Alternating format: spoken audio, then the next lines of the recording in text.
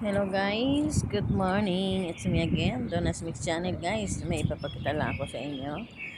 At kami namasyal sa tinatawag nilang cotton tree. Ayan guys, sa nakikita nyo ngayon sa pinapakita ko sa inyo.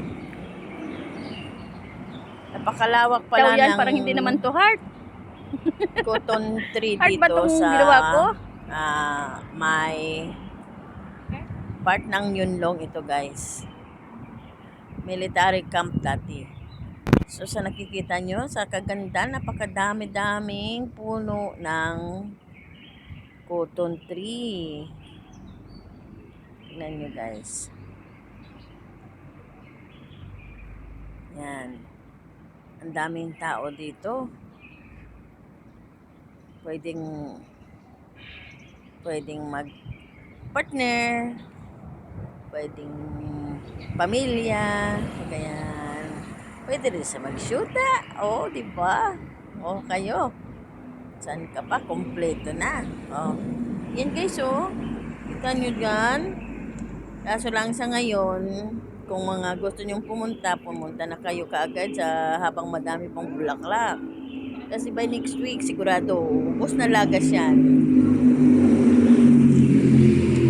Oh, so, ano pang inaantay nyo guys? Mula dito sa amin pala, mula sa Panling, sumakay kami ng bus 73A, Pataywo, and then 9 ano lang ang pamasahe, 7 hong HKD, and then from Taiwo to Yunlong, ang pamasahe naman is 980. Sakay kayo ulit ng bus na 64K. Yan. Hindi kayo maliligaw niyan. Basta alam nyo na, 64K. Military camp. Dahil ang daming pumupunta doon para lang tumingin ng mga bulaklak na yan. Oh. Matagal na namin plano na pumunta dyan. So natuloy talaga kahapon. So ito na nga, pinapakita ko sa inyo ang lugar. Hindi kayo magsisisi. Basta ang pagpunta nyo is marami lang bulaklak. Huwag kayong pumunta na puro kahoy na lang makikita nyo. Yun. Hindi lang kahoy ang pinakita ko sa inyo guys. Marami pang paligid na napakaganda tingnan. So ayan. Diba? Kasi halos puro bundok dito guys. Yan nga oh. Kita nyo yan?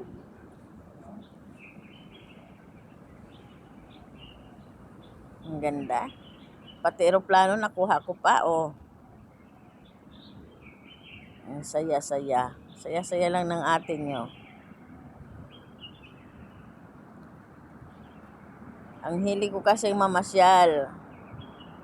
Hindi ako kontento na hindi makapamasyal.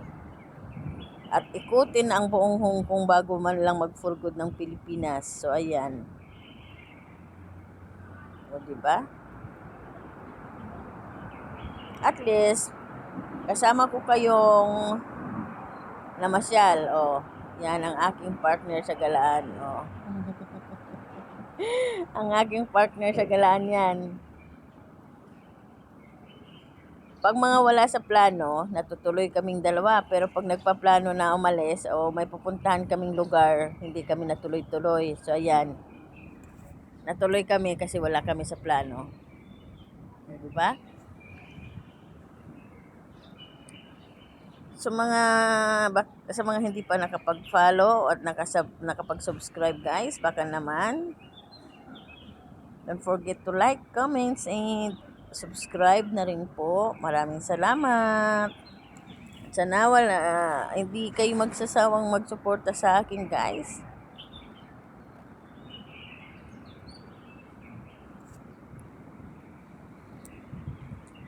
Wala, ang akin lang namang mga videos is mga adventure ko guys dito sa Hong Kong. Yan. Oh, Parang Pilipinas lang din naman. Pero may mga lugar, syempre, na iba sa Pilipinas. So, that's it guys. So, huwag kalimutang click ang notification bell and thanks again sa kasi sa inyong basta pagsuporta at malikot ang panonood. At sa walang sawang panonood sa aking mga videos guys. God bless everyone and thank you so much.